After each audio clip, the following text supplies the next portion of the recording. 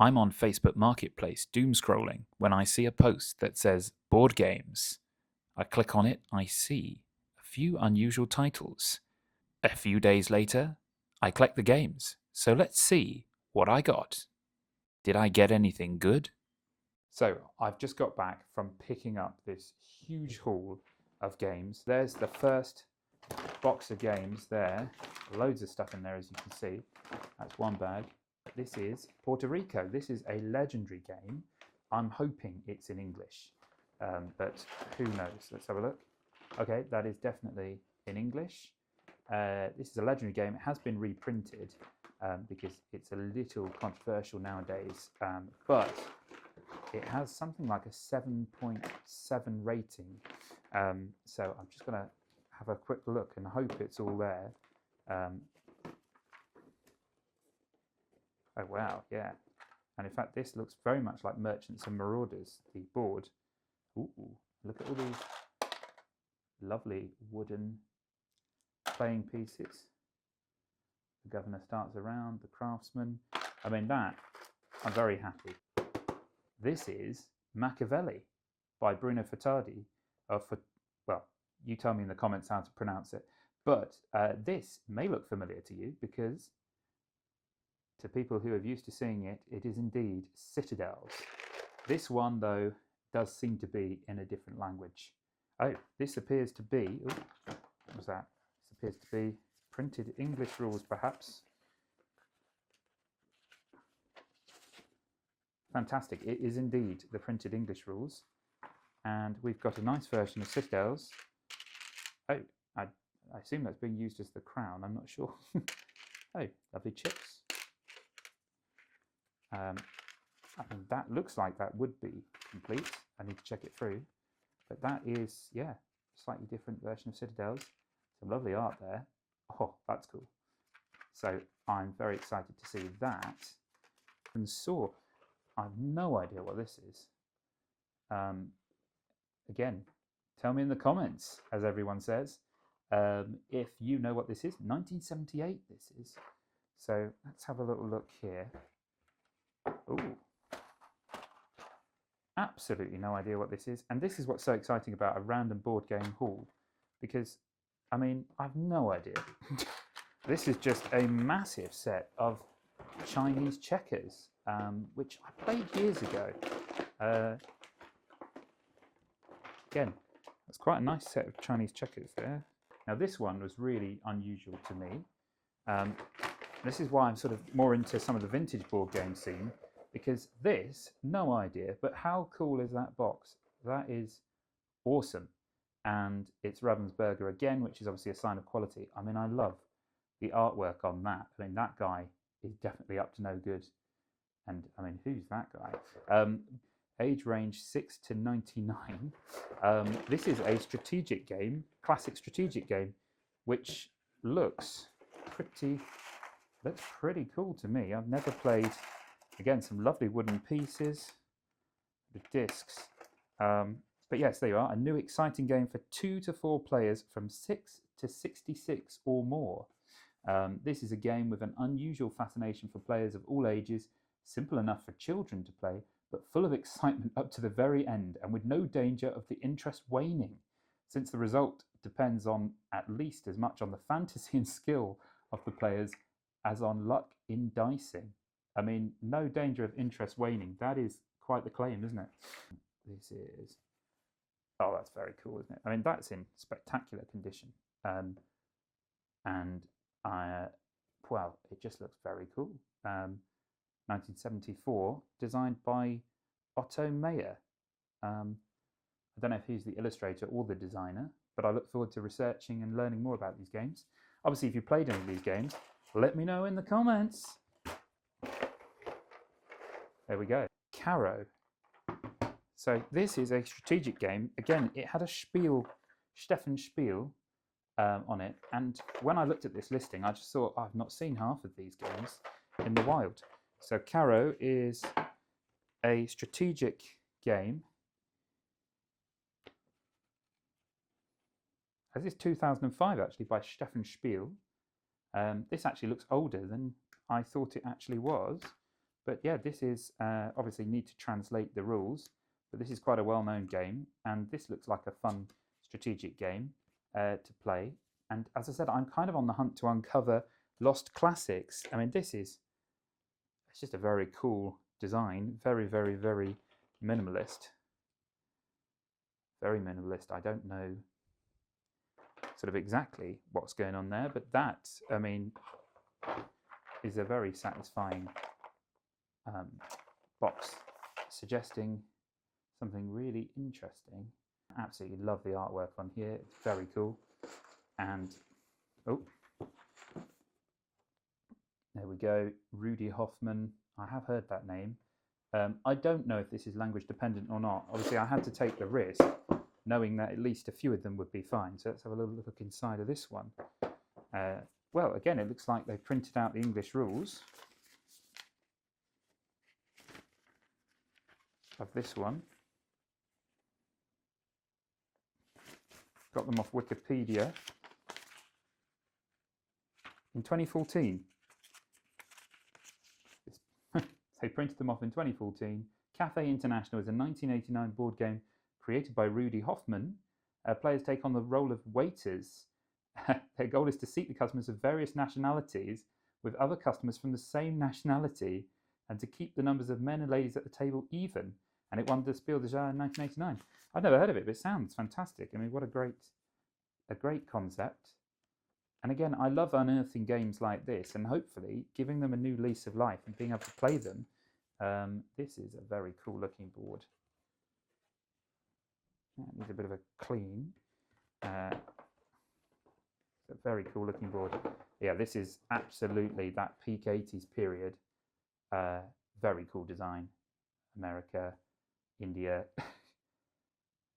Russland, and Cuba. And what's Russland next? Russland's next to India and Spain. So that's Cafe International. That's a very cool looking board. And then, oh, it looks like we might have a catalogue here. Oh, we do. It's a 1989 catalogue from Mattel. Spiel mit uns Grips. Let's see what we recognise here. I'd have to get it all translated. Yes, of course, the classic game Nachbar's Garden, Inderfell. Zuberbut. The great thing about Europe is they have so many fantastic looking games. The artwork on some of them makes you want to play them just straight away. Neanderzuf. Could be an early poetry for Neanderthals, but no, it seems to be, well, that looks very cool, whatever that is. I don't recognise any of these. I don't think it gives the designer at this stage. Oh no, author, yeah, no it does. So that's cool, because they were definitely ahead of the curve in '89. Yeah, oh yeah, Wolfgang Kramer there, that one. Is there a Reiner Knizia in here though? That's the question. Below, I can tell you that whilst there is no smell-o-vision, still hasn't been created, this is giving off a good sense of must, a very good sense of must. Something of a Western Casa Grande. No, do you know what? I can't. Oh, there's a game called Cathedral. I've seen that before, I think. Oh yes, I have seen that before. That looks pretty cool. And there we are, Cafe International. Again, we've got Mississippi. I can't see any Reiner Knizia. I might have missed one. Oh, Skyline. That looks fun. Look at the artwork on that.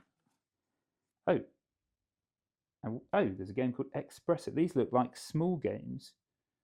Oh wow, these are food-based solo or small games. I think maybe not solo. Very cool magazine. This. Stiegers. I'm just really surprised there's no Reiner Knizia in here that I can see. And again, you'll tell me in the comments if I've missed it. But yeah, wow, that's a very cool little booklet there. And also, where are the meeples? At this point, guys, there are no meeples, which is strange. Where have all the meeples gone? They didn't exist at this point. We've just got sort of pawns, I guess. That dog hanging out there is pretty cool. So, Cafe International. Oh, it's got like a cloth bag in it. I think this is probably all the nationalities. Oh, yeah. Oh, yeah, look, you've got... Oh, dear. Yes, I see what you mean. There's a this game is probably one that if it was reprinted, they might have to be a bit more careful. I mean, yeah, obviously. Wow, there's some great artwork on here. I really look forward to having a go at this one. And I think this seems to me like probably a great game if you were having an upcoming wedding and needed to book your not book your arrange your seating plan. That is, I mean they've got me to a T there. That is me. um, they're all quite. I mean, they're full of personality. The pictures. Look at Spain. Oh, look at Spain there. Look at Spain. Yeah, this looks really good.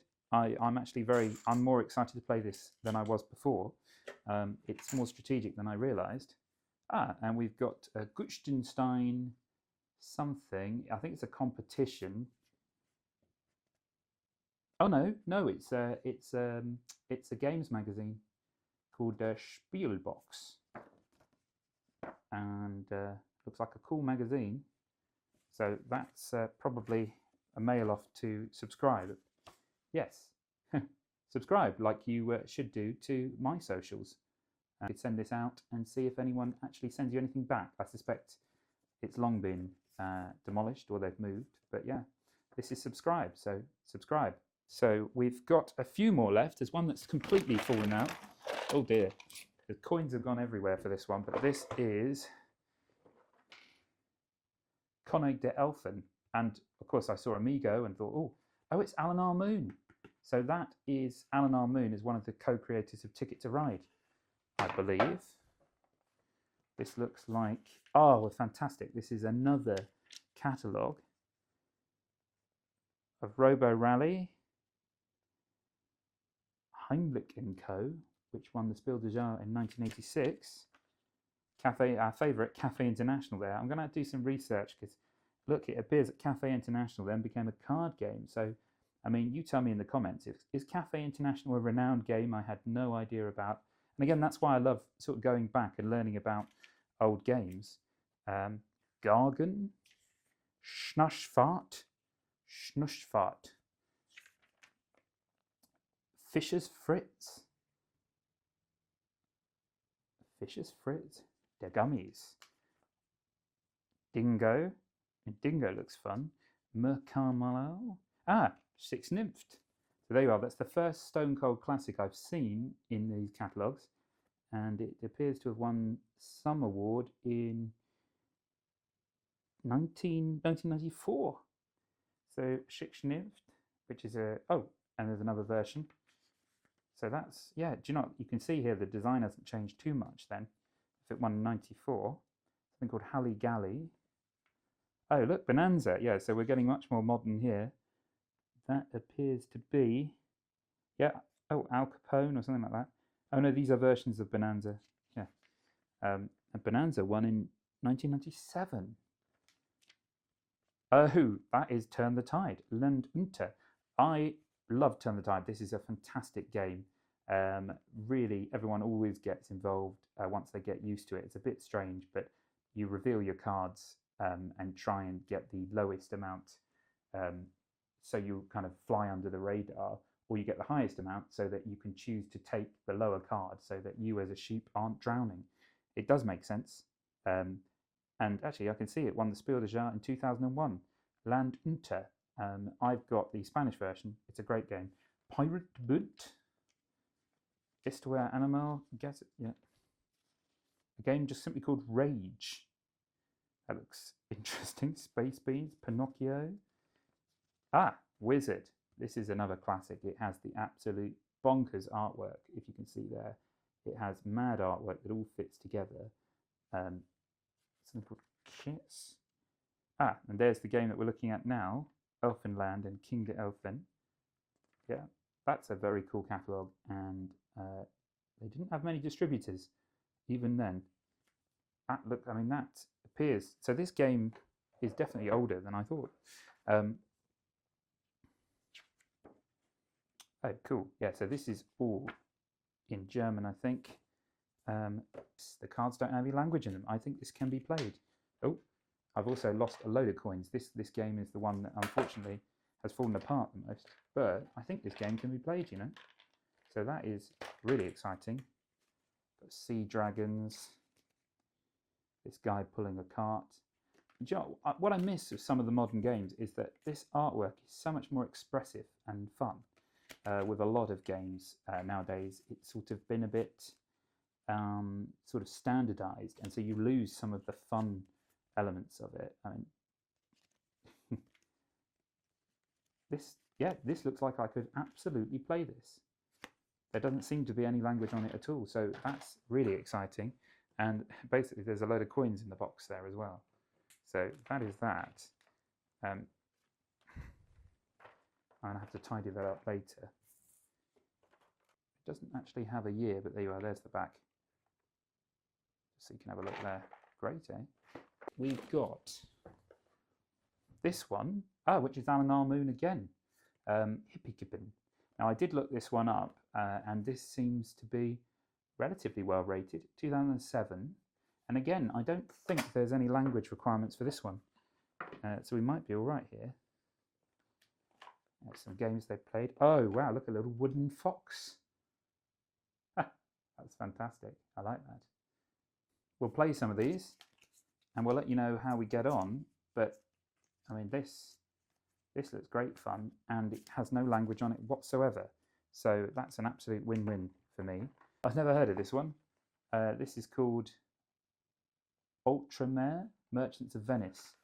It's a publisher I'd never heard of. It's called Mind the Move.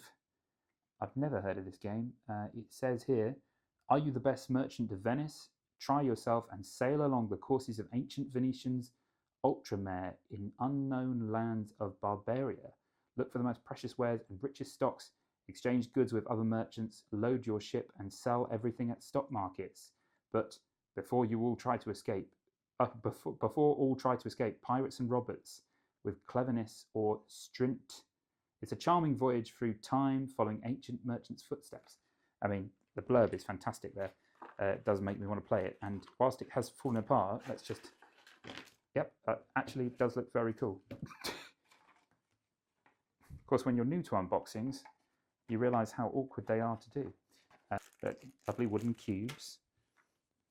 But I wanted to share this with you because I thought this was a really cool pickup. This is the instructions there. And this is some very cool cards. Yeah, I think I've been really lucky here. There's only maybe 2 games that I think I would need to be able to learn German to play. The rest of them all seem to be in pretty good condition. This is cool. This obviously, it makes a map. And is this, yeah, let's have a look, let's put it together. Maybe this is what Venice looked like. Oh yeah, Venice. Oh, I see. So it's the early area. That's very cool. So do you know what? I'm really pleased. I saw this post on Facebook Marketplace. I saw a couple of games. I thought, oh, that's worth a punt. And there's some great titles here. Weirdly, this is the one that I think, oh, this looks really fun.